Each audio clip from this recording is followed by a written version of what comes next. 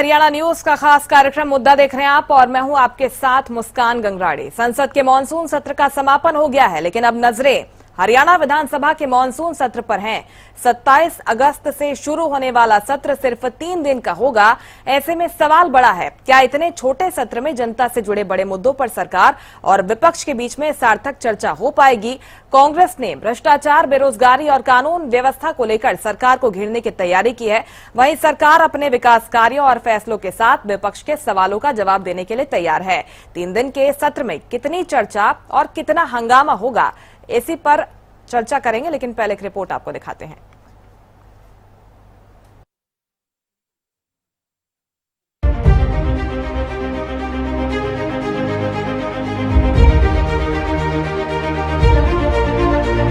संसद का मानसून सत्र गुरुवार को अनिश्चितकाल के लिए स्थगित हो गया। आखिरी दिन लोकसभा की कार्यवाही सिर्फ 1 मिनट चली, जबकि राज्यसभा करीब 1 घंटे चली। लोकसभा में 114 घंटे में से 96 घंटे काम नहीं हुआ। मानसून सत्र में लोकसभा की 19 बैठकें हुई। 19 बैठकों में करीब 114 घंटे कार्यवाही होनी थी, लेकिन ये करीब 17 घंटे 30 मिनट ही चली, यानी करीब 96 घंटे 30 मिनट कम कार्यवाही हुई। 2026 के मानसून सत्र में कुल 12 नए बिल पेश किए गए। इनमें 10 लोकसभा और 2 राज्यसभा में पेश हुए। हालांकि पूरे सत्र के दौरान विपक्ष हंगामा ही करता रहा।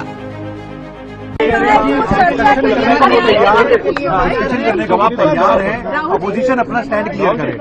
ये मिशन हमने खारगे जी और मैंने प्रेस कॉन्फ्रेंस किया, बाकी ऑपोजिशन ने क्लियरली बोला है we are not interested in listening to mister Amit Shah's imagination. We are not interested in him giving us a lecture or a discussion. We are interested in one simple thing. And when I say we, I mean the younger generation of this country.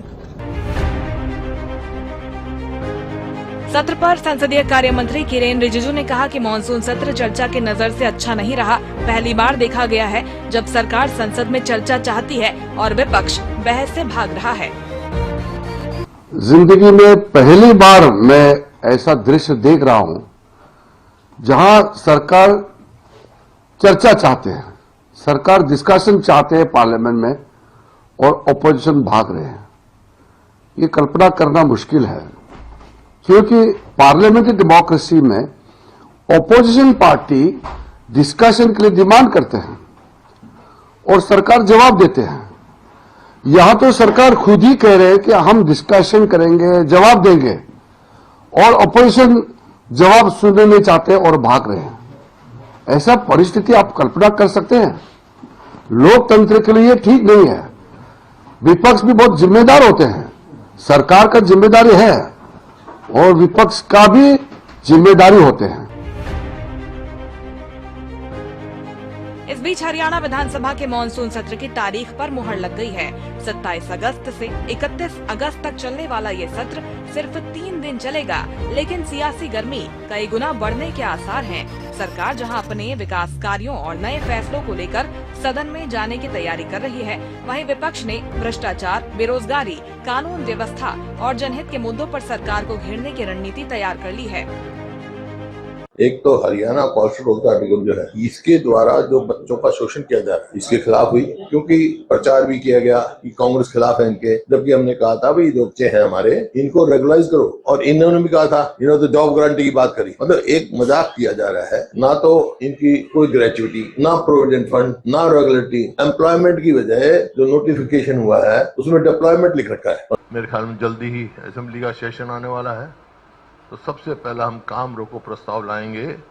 इस पे IDFC जो है small bank और Kotak Mahindra bank में जो अपने हुए हैं, ये इस पे काम रोको लाएंगे। कॉलिंग अटेंशन जो है हम कानून व्यवस्था, ये प्रॉपर्टी टैक्स में जो धांधली की इन्होंने, मतलब अब कलेक्टर रेट भी लेते, जब मर्जी बढ़ाते, जब मर्जी कर देते, बढ़ाते ही रहते हैं। उससे पहले ही महंगाई से कमर टूटी हुई है, खासतौर पर गरीब और मध्य वर्ग की, और कमर तोड़ने का प्रबंध कर रहे हैं इसमें। इसी प्रकार आपका जो बारिश हुई, अब बारिश लेट हुई, लेकिन जो बारिश हुई शहरों में और कई जगह बड़ा भारी नुकसान हुआ फसल का। 3 दिन का मॉनसून सत्र, लेकिन मुद्दे लंबे हैं। एक तरफ सरकार के सामने अपने फैसलों और योजनाओं को पेश करने की चुनौती है, तो दूसरी ओर विपक्ष के पास सरकार को घेरने के लिए कई मुद्दे हैं। अब देखना होगा कि विधानसभा में चर्चा ज्यादा होगी या फिर हंगामा। Bureau report, Haryana news.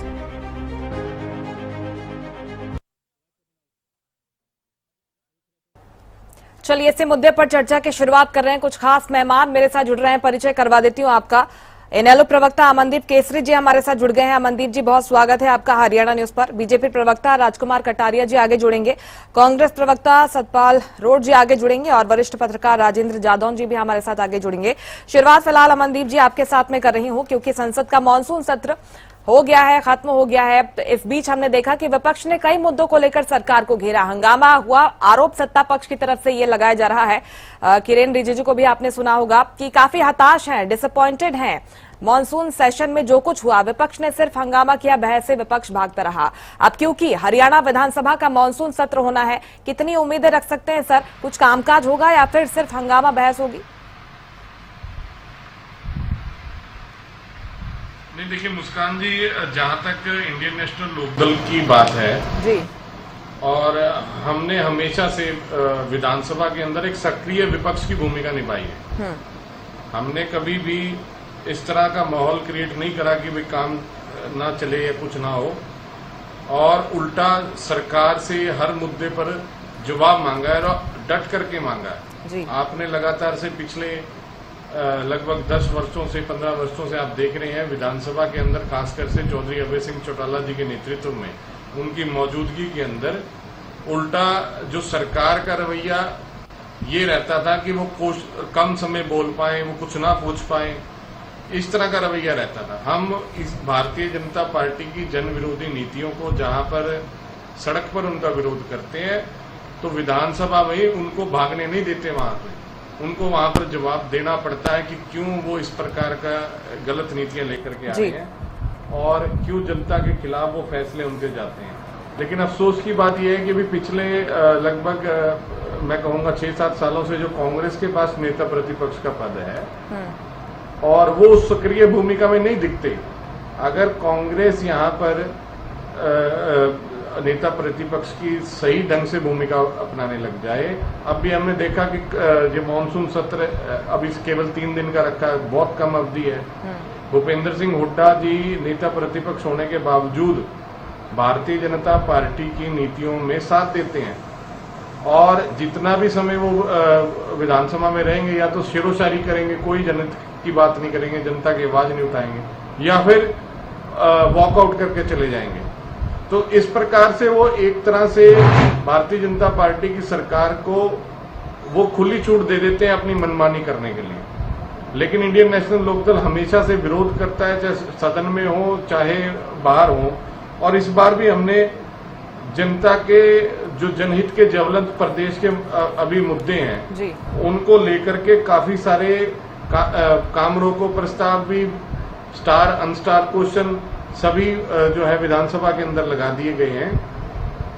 और इसके अलावा जो प्रदेश के अंदर लगातार से भारतीय जनता पार्टी की सरकार कि भारतीय जनता पार्टी के नेता जो हैं, जो प्रदेश का भाईचारा बिगाड़ने की बात कर रहे हैं बार बार, क्योंकि पंजाब में चुनाव आने वाले हैं और उसी को लेकर के कभी भारतीय जनता पार्टी की प्रदेश अध्यक्ष इस तरह के बयान देती है कि जातिवादी बयान, धार्मिक उसमें उन्नाव हो, फुटाव हो लोगों के बीच में। और आज भी एक मुद्दा मैं आपको बता दूं, अभी ताजा हालात हरियाणा प्रदेश के ये हैं कि हरियाणा प्रदेश के अंदर जो जीटी रोड है, नेशनल हाईवे 444, वो पूरी तरह से बंद हो गया, क्योंकि एक जो भारतीय जनता पार्टी का कार्यकर्ता 7 अगस्त को जो अंबाला के अंदर श्री पंजोखड़ा साहब गुरुद्वारे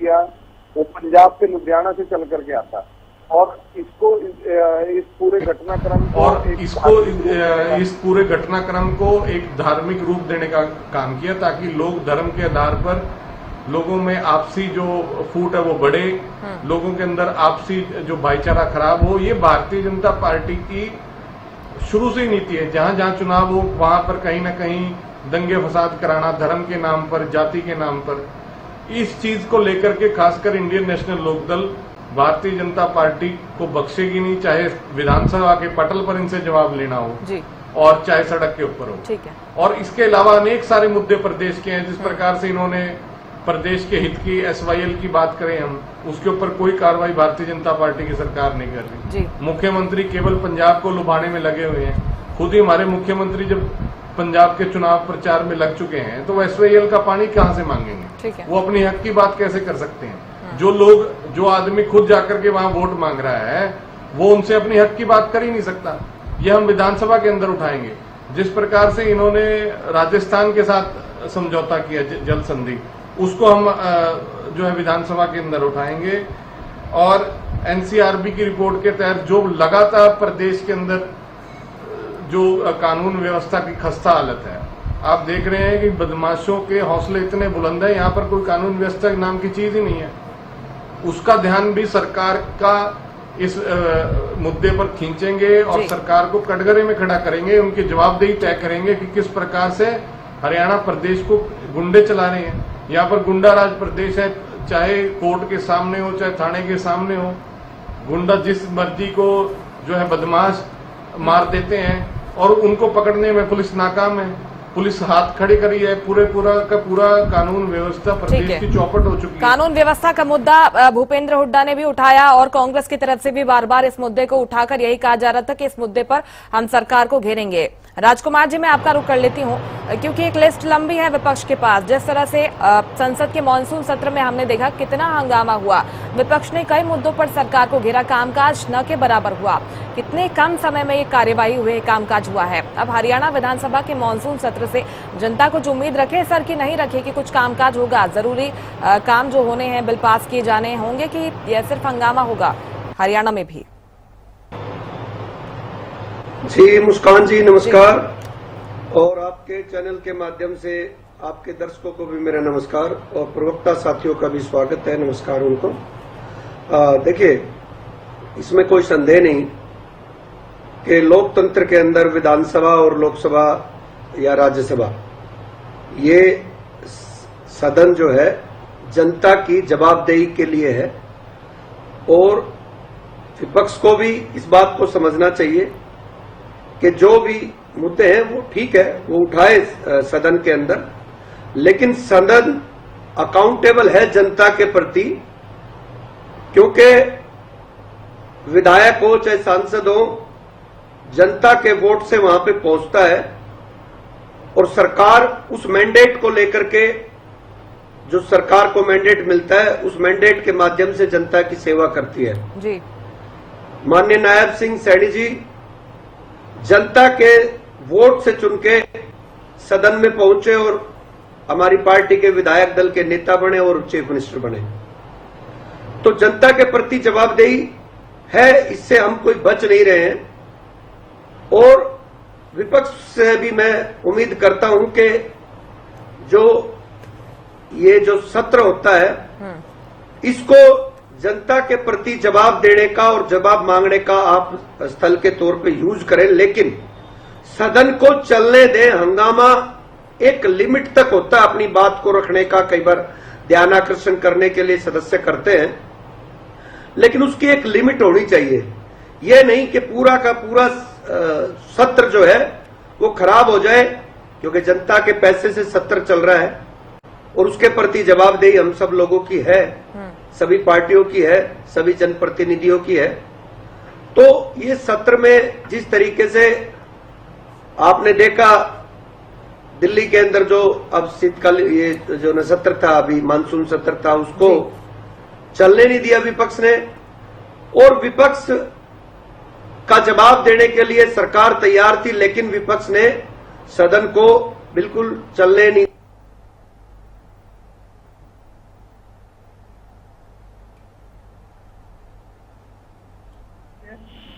कांग्रेस के कार्यकलापों को देख रही है और जनता जवाब देती भी आई है। मैं समझता हूं कि लोकतंत्र के अंदर जवाब जनता चुनाव के अंदर देती है, और लगातार पिछले काफी चुनाव से आप देख रहे हैं कि जनता ने कांग्रेस का क्या हाल कर दिया, विपक्ष को कितने हाशिए पर धकेल दिया, लेकिन इनको अभी तक अकल नहीं लगी है हरियाणा के अंदर मौजूदा जो प्रपोज सत्र आया है 27 तारीख से, सरकार संजीदा है हर उस सवाल का जवाब देने के लिए जी जो विपक्ष जायज तरीके से, लोकतांत्रिक तरीके से सदन के पटल पे पूछेगा। जी लेकिन अगर सदन को चलने ना दे और यह मंशा रहे कि किसी भी तरीके से टीवी में उनका फोटो आ जाए, टीवी में वो जो है हंगामा करते हुए दिख जाए और वो जो है अपना इतिश्री कर ले, वो हम होने नहीं देंगे। ठीक है। सरकार सभी जो मुद्दे हैं उनका जवाब देने के लिए भी तत्पर है और सरकार जो हरियाणा की जनता के लिए, जनहितकारियों के लिए जो कानूनों में संशोधन या नए कानून बनाने की बात है उसको भी लेकर के आएगी और पूरा हिसाब किताब देगी। जो पिछले सदन और इस सदन के बीच की जो कार्रवाई हुई जी उसमें मुख्यमंत्री जी ने जन कल्याणकारी योजनाओं के माध्यम से जनता के द्वार तक, अंतिम व्यक्ति तक अंत्योदय की सरकार जिस तरीके से हमारी चल रही है उसको अपनी बात पहुंचाने का काम सरकार इस सदन के माध्यम से, इस सत्र के माध्यम से जरूर करेगी। उम्मीद हम भी यही और करते हैं जनता कि को जवाब कामकाज देगी, होगा। जनता को बताएगी। बिल्कुल सरकार की मंशा है कि देखिए 3 दिन का समय है, मैं समझता हूं कि छोटा प्रदेश है जी।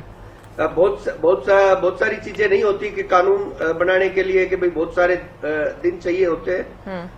प्रपोजल आएगा, उसके ऊपर सदन के अंदर रखा जाएगा और क्योंकि जिस तरीके का हमारा छोटा प्रदेश है और लगातार सदन पीछे, मतलब ऐसा नहीं है कि सालों तक नहीं चलते सदन, शीतकालीन सत्र हो, चाहे गर्मी का सत्र हो, चाहे मानसून सत्र हो, 3 दिन में अगर सदन के सदस्य चाहेंगे कि इसको अच्छे तरीके से जनहित के कार्यों के लिए प्रयोग करेंगे तो 3 दिन का समय भी बहुत पर्याप्त रहेगा। ठीक है। लेकिन यह है कि विपक्ष अपनी जिम्मेवारी के साथ इस सदन में सहयोग करे और मैं उम्मीद करता हूं माननीय जो है हमारे विपक्ष के जो नेता हैं भूपेंद्र हुड्डा जी से कि सदन को चलने में सहयोग भी दे और गंभीर मुद्दों के ऊपर जो चर्चा है उसमें पूरी गंभीरता दिखाए।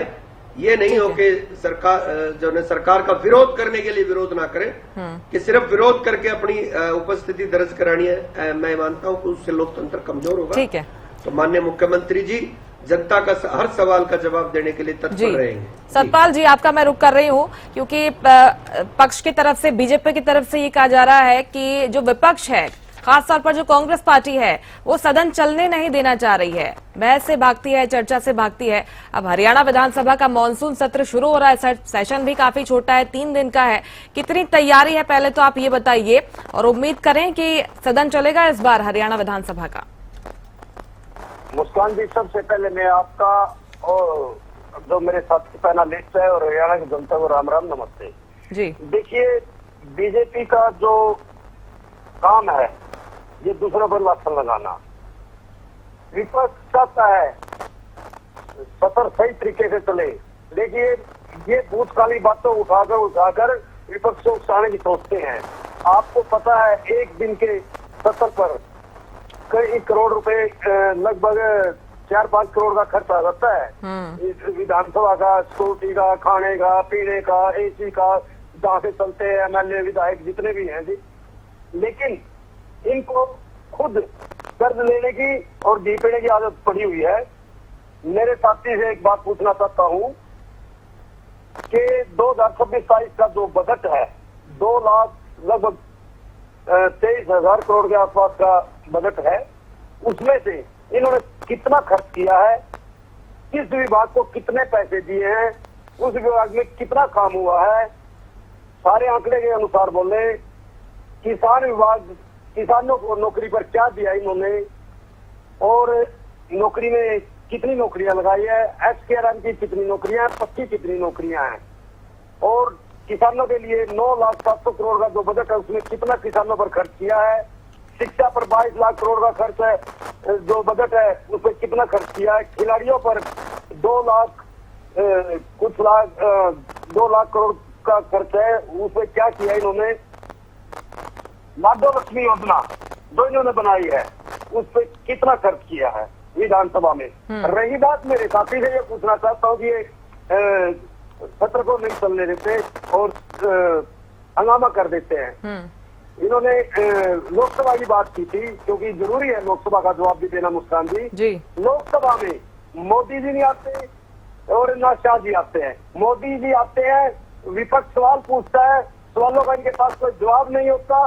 ये पिछले दरवाजे से दरवाजा खोलकर पीछे चले जाते हैं।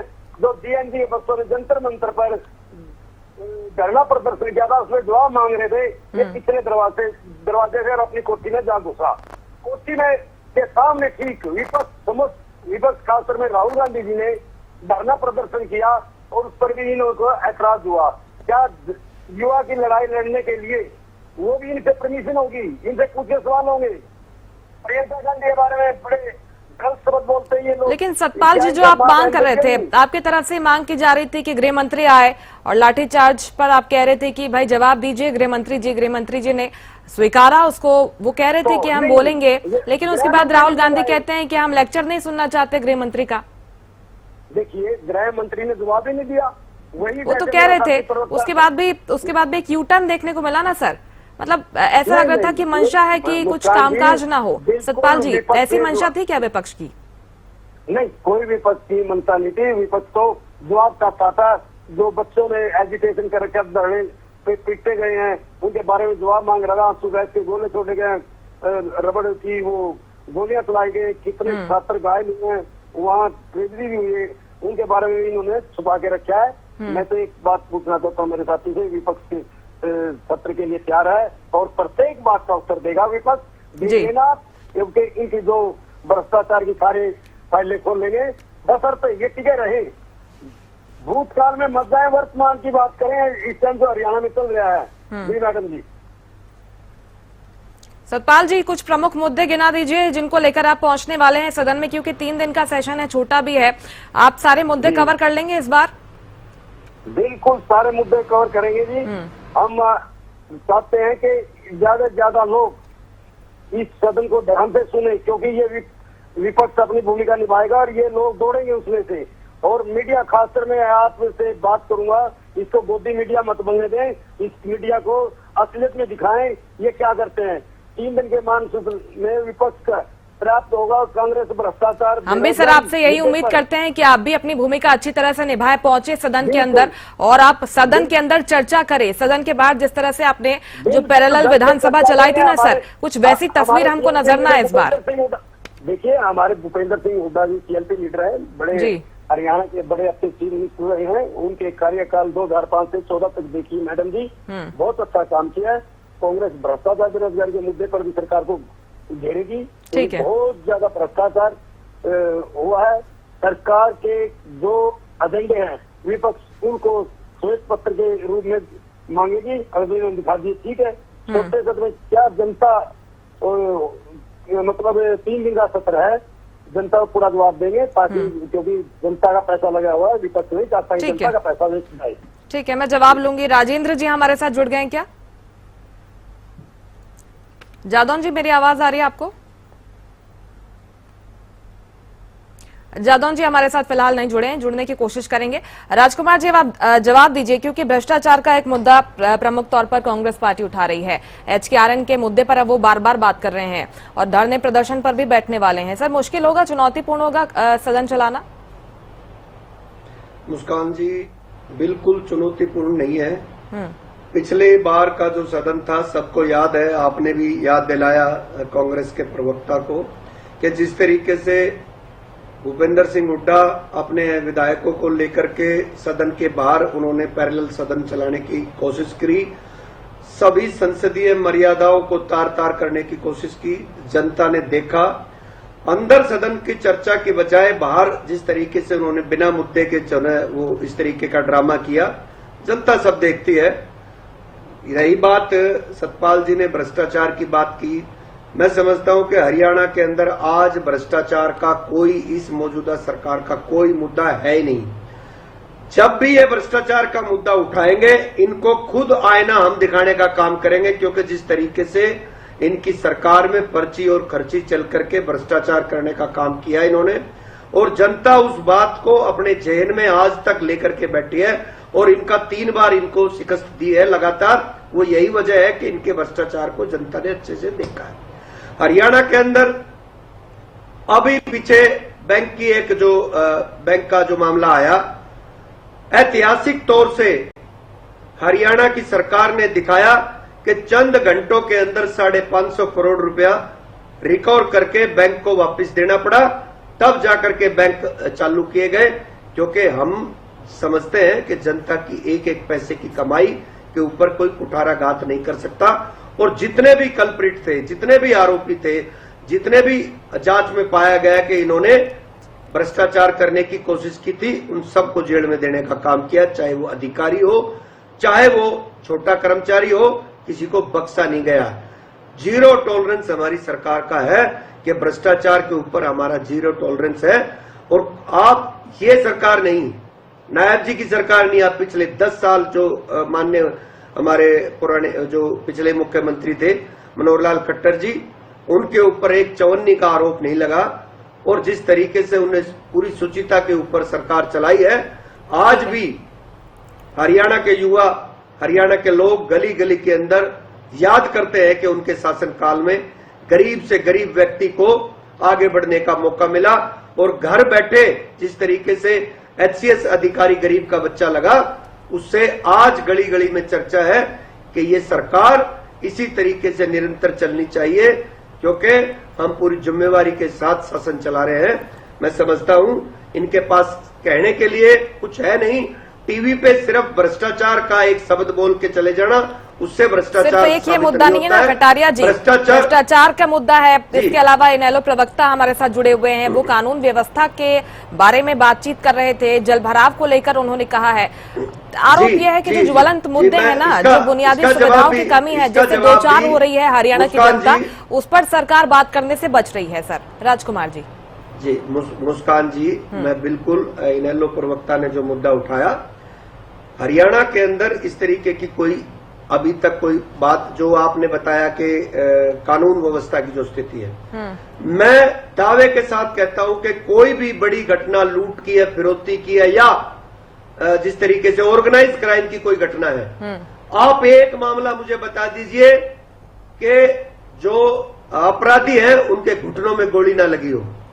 आप देख सकते हैं इतने जो है अपराधियों को अपंग बना दिया है हरियाणा पुलिस ने। मैं हरियाणा पुलिस की तारीफ करना चाहता हूं कि हरियाणा के अंदर ये इनको पता लग गया है बिल्कुल अपराधियों को कि इस आप कह रहे हैं कि घटनाएं होती है तो कार्रवाई भी होती है, आप लगाम लगाने का काम कर रहे हैं, संतुष्ट हैं क्या? 100%। मैं कह रहा हूँ एक मामला ऐसा बता दीजिए जिसको हमने सोल्व नहीं किया हो, एक मामला, और मैं कहता हूँ within 1 week, 2 days, 3 days उनको जो है पकड़ के सलाखों के पीछे किया गया, या उनको जो है एनकाउंटर करने की कोशिश की गई। अपराधियों के खिलाफ जो कुछ कर रही है हरियाणा सरकार, ठीक है राजकुमार जी, अब जवाब सुन लीजिए, जवाब सुन लीजिए। तौर से इस सरकार ने जो है काम किया। ठीक है अमनदीप जी।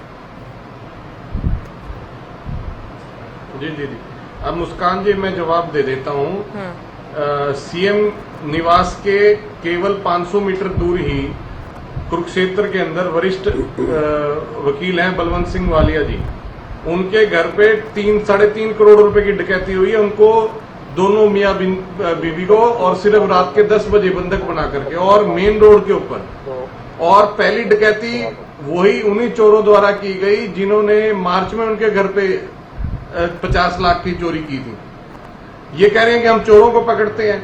आपने देखा कि दादरी के अंदर किस प्रकार से ये केवल फिल्मों का सीन देखने को मिलता था, या हम सुनते थे कि यूपी बिहार के अंदर ऐसा होता है कि थाने के सामने ही अंधाधुंध फायरिंग हो जाए, और ये कह रहे हैं हमने पकड़ लिया।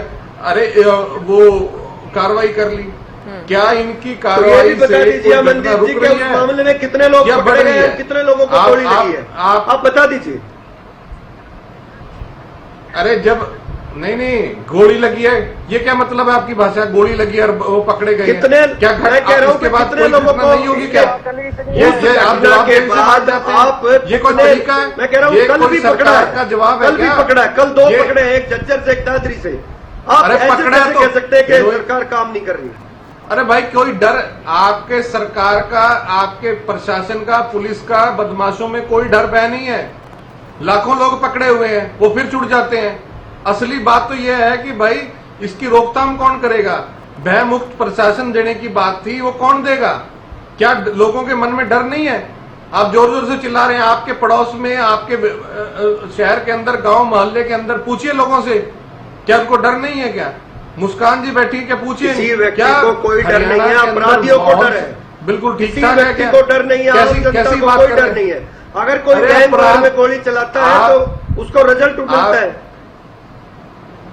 ये इन्होंने सरकार चलाने के तरीके को, मुस्कान जी आपके सामने है, प्रत्यक्ष को प्रमाण की आवश्यकता नहीं, जो इनके जवाब से पता लग रहा है। ये कितने गैर जिम्मेदाराना जवाब दे रहे हैं।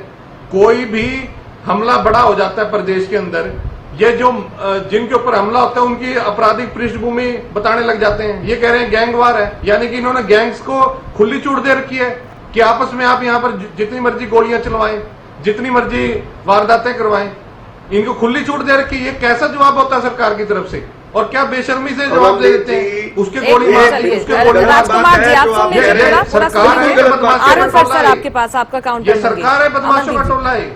मुस्कान जी, आरिफ ये सतपाल सरकार जी, का आरिफ, काम है आरिफ। क्या? ठीक है, सरकार ऐसे चलती है। हाँ, और चलिए। इनके जवाब से बिल्कुल स्पष्ट हो संतुष्ट चुका नहीं है। है आप। ठीक है सतपाल जी, आप इसमें कुछ ऐड करेंगे क्या सतपाल जी? जो जिस प्रकार से इनका जवाब है, हाँ ठीक है, ठीक है सतपाल जी, आप कुछ ऐड कर रहे हैं, फिर मैं जवाब लूंगी राजकुमार जी से। बोलिए। बिल्कुल बिल्कुल। देखिए, मुस्कान जी, मैं मेरे साथी से पूछना चाहता हूँ, बड़ी जोर से कह रहा, बड़ा अकल तो इनको बोलने की अकल होनी चाहिए बीजेपी प्रवक्ता को, भाई ऐसे गोली मारी। अरे पूरा 3 करोड़ लोग देखते हैं चैनलों को, आप कैसी भाषा बोलते हो? घमंड की भाषा बोलते हो। करनाल में फर्जी एनकाउंटर किया, एक रोड समाज का लड़का, हर काला को इन्होंने क्या नाम अरेस्ट करके, और उस लड़के पे एक भी मुकदमा पहले दर्ज नहीं था। हम मानते हैं, ये नहीं कहते कि इस केस में नहीं होगा जो बीरू वाल्मीकि मारा है, तो बिल्कुल उसमें जो एक दूसरा शूटर था वो था, और उसके साथ गया भी होगा, लेकिन हमें अभी कुछ तथ्य नहीं मिले। उस लड़के का 7 आदमियों की लिस्ट में FIR में कोई नाम नहीं। चंद्रमोहन कहता है मैं कोरे कागज पे लिख देता हूँ, आपको 4 बजे तक जवाब दे देते हैं। इससे अच्छा और क्या मतलब सबूत होगा कि सरेआम फर्जी एनकाउंटर को असली मर्डर कर दिया इन्होंने एक लड़के का। इनको शर्म आनी चाहिए भाई, झूठी वाहवाही में कुछ नहीं रखा है। आप मुद्दों में बात करें, मुद्दे आप अटका देते हैं। हरियाणा में बेरोजगारी के आंकड़े मांग रहे हैं, हम उन पे बता दो। सरकारी नौकरियां कितनी भी है उन पे बता दो। किसानों के लिए मुआवजा क्या दिया इन्होंने वो बता दो। फसल बीमा योजना पे क्या दिया वो बता दें। मंडी खरीद पे मांग रहे हैं, हम उन पे बता दो क्या दिया है। ये बकवास मारते हैं। महंगाई और भ्रष्टाचार आज जो बढ़ा है इनके राज में बढ़ा है और किसी में नहीं। महंगाई GST के असर पर बात नहीं करते, शिक्षा स्वास्थ्य पर बात नहीं करते, सिर्फ एक ही बात करते हैं, नायब सैनी और मोदी, नायब सैनी और मोदी। और इनको शर्म आनी चाहिए। ब्रेक डाउन सरकार है, ये ब्रेक लग रहा है। अभी पूछूंगी मैं उनसे सतपाल जी, आपने जो सवाल उठाए हैं तो कांग्रेस के समय की याद दिला देंगे। कांग्रेस के समय में क्या क्या होता था, यही कहेंगे कि कांग्रेस स्थिति के राज में बेहतर हुई तो है। देख लो आप, हमारा 10 साल का राज देख लो, मिनी का 12 साल का देख लो। उधर मेरे साथी से कोई डाटा बता देते ये पिछले 2 बजट का हिसाब दे देंगे, 1% भी नहीं दे सकते। ये नेता कॉलोनी काटते हैं और इन्होंने भ्रष्टाचार सबसे ज्यादा अफसरों बोलते हैं, सबसे ज्यादा बीजेपी के नेता MLA ने बना रखा है। 10,000 रुपए जल वाली जगह 1 लाख रुपए बेचते हैं, 3,000 रुपए के नाम से काट कर, लेकिन क्या रुकने टोकने वाला नहीं। गरीब आदमी से ही 31 करोड़ में प्लाट ले लेता है, वो प्लाट भी ले लेता है, रजिस्ट्री भी हो जाती है, और जब मकान बन जाता है अधूरा है उसको घेरने के लिए DTP को भेज देते हैं, पूरा मकान ध्वस्त कर देते हैं। इनको शर्म आनी चाहिए। इन्होंने सुनिए मैडम जी, एक मुस्कान जी, एक हाँ जी, बोलिए। इन्होंने गरीबी रेखा के जो कांग्रेस के राज में प्लॉट दिए थे उनकी नालियां, पानी, बिजली तक नहीं बेच के ये नए प्लॉट को क्या देंगे गरीबी रेखा वालों को? जी मैडम। राजकुमार कटारिया जी, सीधे सीधे उन्होंने आरोप लगाए हैं कि स्थिति तो बहुत बदहाल हो चुकी है, कैसे सुधारेंगे बताइए? वर्तमान स्थिति आपके हिसाब से क्या है प्रदेश की? 2 मिनट के बात में इन्होंने 10 मुद्दे के बात कर दी है, जबकि मुद्दा जो जिस मुद्दे पे आप पहले उठाए उसी का जवाब सुनना चाहिए। तो ये तो इको हो रही है आवाज आपकी। ठीक करवा रहे हैं सर, ठीक करवा रहे हैं इसको। हेलो। तो मेरा कहना ये है मुस्कान जी कि इन्होंने कांग्रेस के प्रवक्ता ने भी और अमनदीप जी ने भी, INLD के प्रवक्ता ने भी कानून व्यवस्था की बात उठाई। देखिए, ये कांग्रेस पार्टी ही है कि जाति के चश्मे से अपराधियों को देखती है। मैं समझता हूं कि कोई आप जातीय लड़ाई आप किसी मत मामले बोलिए में पुलिस टीवी चैनल पर, आप जातीय दायर मत बोलिए। हेलो। क्योंकि आप भी सभी जाति के लोग हैं इसमें। बीच में ना बोले, मैंने बीच में आपकी ना बात को बोले तो सुना है तो थोड़ा आप सुनने का भी। जाति की बात करते हो नहीं। आप इसमें भाई भाइयों को लड़ाते हो आप। ये एक तो आवाज इको हो रही है, दूसरा ऊपर से डिस्टर्ब चलिए कर रहे हैं। सतपाल जी, फिर ऑडियो आप प्रॉब्लम आई है सतपाल सर, जी। दोनों की आवाज पहुंचेगी नहीं। सतपाल जी, मैं आपके पास आऊंगी सर, आपका जवाब ले लूंगी। आपकी तरफ से शायद सतपाल जी की तरफ से ऑडियो प्रॉब्लम आ रहा है, इको आ रहा है, उनकी आवाज डाउन कर दीजिए। मैं आऊंगी सतपाल जी आपके पास। बोलिए राजकुमार जी।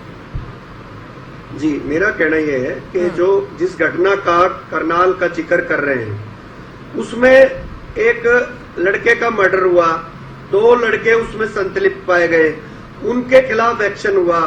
तो ये इस घटना को जातियों ये के बड़े झूठ आपस बोलते में हैं। हर सतपाल जी, व्यक्ति सतपाल जी, किसी न ठीक है। किसी जाति अपनी से आपत्ति जुड़ा हुआ रखिएगा है। आप। क्या हम अपराधियों की जातियां देखना शुरू कर देंगे? ये ठीक नहीं है, ना लोकतंत्र के लिए ठीक है, न समाज के लिए ठीक है। अब कांग्रेस के साथी से पता मतलब इनको ध्यान नहीं होगा, गोहाना का लारा कांड ये भूल गए हैं क्या? तो ये चीजें राजनीति में मैं समझता हूं कि इस तरीके की चर्चा करना ठीक नहीं है। सरकार को काम करना पड़ता अपराध के खिलाफ, वो किसी जाति के खिलाफ काम नहीं कर रही है। यहाँ जातियों का जिक्र करना भी गलत है ऐसी इस तरीके की घटनाओं के अंदर। तो ये हमारी सामाजिक जिम्मेवारी भी है। हम प्रवक्ता, पार्टी के प्रवक्ता के साथ साथ समाज के भी हिस्से हैं। हम लोगों को बड़ा धैर्यपूर्वक बोलना चाहिए कि किसी जातिवादी को इसमें इन्वॉल्व ना करे। कानून की बात है, कानून व्यवस्था की बात है, उसके बारे में आप सवाल पूछें। तो लापरवाही मैंने सर हो बार-बार रही है ये क्या? कहा है प्रशासनिक कि- स्तर पर आप मानते हैं क्या कि लापरवाही हो रही है? पुलिस प्रशासन अपना काम नहीं। उतने अच्छे तरह से नहीं कर रहा है? पुलिस कैसे थाने के प्रशासन सामने पूरी- गोलियां चल जाती पूरी है सर? मुस्तैदी के साथ कर रहा है। कैसे ये ताबड़तोड़ देखिए, 30 जब राउंड भी तक गोलियां कोई चल जाती है पर्सनल राजकुमार जी? दुश्मनी इस पर कंट्रोल जी, कब?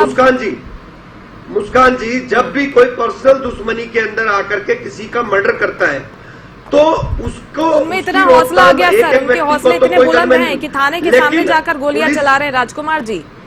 हाँ, तो वो पुलिस प्रशासन का ये काम है कि ऐसे एलिमेंट को पकड़ के उनको या तो जेल के भीतर करे और अगर वो भागने की कोशिश करे तो उनका एनकाउंटर करे, जो कि पुलिस अच्छे से हरियाणा के अंदर कर रही है। ये सबको पता है। पिछले 6 महीने का डेटा आप निकाल लीजिए, कितने अपराधियों को गोली मारने का काम हरियाणा सरकार ने किया। ऐतिहासिक तौर से ये काम हो रहा है। कभी भी इतने अपराधियों को गोली मारने का काम नहीं किया। आपने देखा गुड़गांव के अंदर एक बिजनेसमैन के घर जाकर के अपराधियों ने क्या किया और वहीं गली के अंदर एनकाउंटर करने की जो है कितने लोगों को एनकाउंटर किया है पुलिस ने। आपको पुलिस राजकुमार जी, लेकिन आप ये भी तो मानते होंगे सर, इसके पीछे 1 या 2 व्यक्ति नहीं होते हैं, ये छोटे गुर्गे नहीं होते हैं, इनसे काम नहीं चलता। जो संगठित अपराध होता है, कुछ माफिया होते हैं विदेशों में बैठे हुए। राजकुमार जी, सीधा सवाल है, उनको लाने के बारे में, उनको सलाखों के पीछे ले जाने में भी काम हो रहा है क्या राजकुमार जी? ये भी किया हरियाणा सरकार ने बाहर से भी अपराधियों को लेकर के आकर के जेल के अंदर डालने का काम किया, उनका ट्रायल किया है, ये सबको पता है। तो ये डेटे के साथ, लेकिन आज की चर्चा किसी दूसरे विषय पे थी और उसको दूसरी तरफ मोड़ करने का काम कर रहे हैं। मैं समझता हूं कि सदन के अंदर आपके नेताओं को जरूर मुद्दे उठाने चाहिए और सरकार को जिम्मेवारी के साथ उसका जवाब देना चाहिए। ये स्वस्थ लोकतंत्र की हमारी जो परिपाटी है वो बनी रहे, मैं ऐसा समझता हूँ जी। अच्छी बात है। अमनदीप जी, इस पर आपका जवाब? वो तो ये कह रहे हैं कि हम हर दिशा में काम कर रहे हैं, हर वर्ग खुश है और अगर कहीं पर कोई कमी है तो सुधार भी किया जा रहा है, सदन अच्छा चले, फिलहाल तो यही उम्मीद है सरकार को। अमनदीप जी, देखिए मुस्कान जी, बहुत बड़ी समस्याएं हैं। अभी जो प्रदेश के अंदर बिगड़े लॉ एंड ऑर्डर की समस्या है, जो प्रदेश के अंदर गुंडागर्दी की समस्या है, उसका कहीं ना कहीं एक कारण बेरोजगारी भी है। अभी ये तो बिल्कुल ही गैर जिम्मेदाराना बात करते हैं। ये कह रहे हैं गुड़गांव में हमने इनकाउंटर कर दिया जी, वहां पर उनमें 2 नाबालिग बच्चे मारे गए हैं और उनका, चलो वो वहां पर थे लेकिन कोई आपराधिक पृष्ठभूमि नहीं था। आप लोकतंत्र में सरकार चला रहे हैं या क्या गुंडागर्दी चला रहे हैं? ये कोई हथियार ले रहा है और लोगों को मारने लग रहा है, तो उससे पहले जाकर के उसको ये पूछेंगे कि आपके कितने मुकदमे दर्ज है।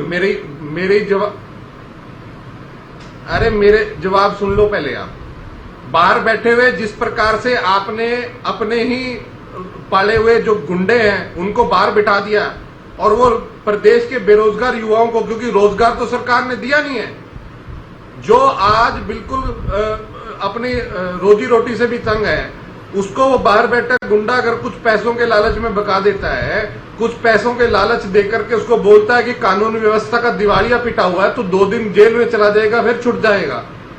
और उस तरह के बच्चे उनकी बातों में आ रहे हैं। क्या इन घटनाओं से कोई अगली घटना पे अंकुश लगा? क्या आपके कितने एनकाउंटर आपने किए? क्या प्रदेश के अंदर घटनाएं रुक गई? क्या ये जवाब देंगे कटारिया जी आपके चैनल में बैठ के? क्या आज के बाद प्रदेश में कोई भी ऐसी घटना नहीं होगी? ये एक एनकाउंटर करते हैं, अगले दिन 4 घटनाएं हो जाती है। उसके मूल कारण पर कोई बात नहीं करते। ये तो सवाल अजीब किया और ऐसे कर रहे हैं कि जैसे कभी इन्होंने सरकार चलाई है। ठीक है, कंप्लीट कीजिए अमनदीप जी जल्दी से। अरे हमने सरकार चलाई है, आपकी तरह बकवास नहीं करी कभी। आपकी सरकार की मैं ताजा नहीं, जबान संभाल के बात कीजिए। आप टीवी चैनल के ऊपर इस तरीके की बात नहीं कर सकते। जबान संभाल के बात कीजिए। सिख गुरुद्वारा आपको जबान संभाल के बात करनी चाहिए। अरे ये कोई तरीका नहीं है बात करने का। बाद आपकी तना आप अपनी पार्टी का कैरेक्टर बता रहे हो। आपका राजकुमार जी आपकी गुंडागर्दी यहाँ भी चलेगी।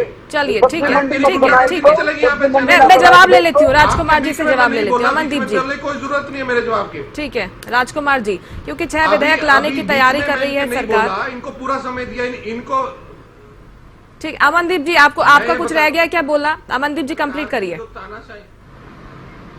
मैं बिल्कुल मैं बता रहा हूं कि अभी ताजा घटना आपको बता रहा हूं कि हरियाणा प्रदेश सिख गुरुद्वारा प्रबंधन कमेटी के खुद अध्यक्ष जगदीश सिंह झिंडा जी और हजारों वहां पर जो सिख धर्म के लोग हैं जीटी रोड पर बैठे हुए थे, उनके ऊपर अभी आंसू गैस के गोले, लाठियां और पैलेट गन से हमला कर दिया गया है। और मैं ये बता रहा हूँ ये हालात है प्रदेश के, और ये यहाँ पर बैठे हुए एक लाइन में जल्दी से राजकुमार जी। तो बड़ा सुशासन चला राजकुमार जी समय कम है, जल्दी से एक लाइन में जवाब दीजिए। देखिए, कोई भी अगर कोई गैर कानूनी काम करेगा, सड़क रोकेगा, तो उसके खिलाफ कार्रवाई भी होगी। ठीक है। ये प्रशासन इसी तरीके से चलता है, इनकी तरीके से नहीं चलता। ये भूल गए अमनदीप जी अपनी सरकार के टाइम के कि एमएलए को हेलीकॉप्टर में ले जाकर के पीटते थे।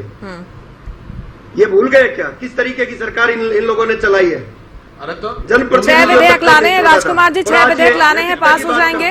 राजकुमार जी 6 विधेयक लाने की तैयारी है सरकार की। जी, सरकार अपनी पूरी जिम्मेदारी के साथ बजट इसमें इस सेशन के अंदर अपने कानून पास कराने की कोशिश करेगी जी। लेकिन मैं समझता हूं कि लोकतंत्र के अंदर विपक्ष को भी अपनी जिम्मेदारी समझनी होगी, क्योंकि उम्मीद हम कर रहे हैं कि अगर कामकाज प्रभावित होता है तो जो जनता है वो भी प्रभावित होती है। फिलहाल समय मेरे पास इतना ही था। आप सभी का बहुत शुक्रिया हरियाणा न्यूज पर जुड़ने के लिए, बातचीत के लिए। मॉनसून सत्र शुरू होने जा रहा है, जिसकी तारीखें सामने आ गई है।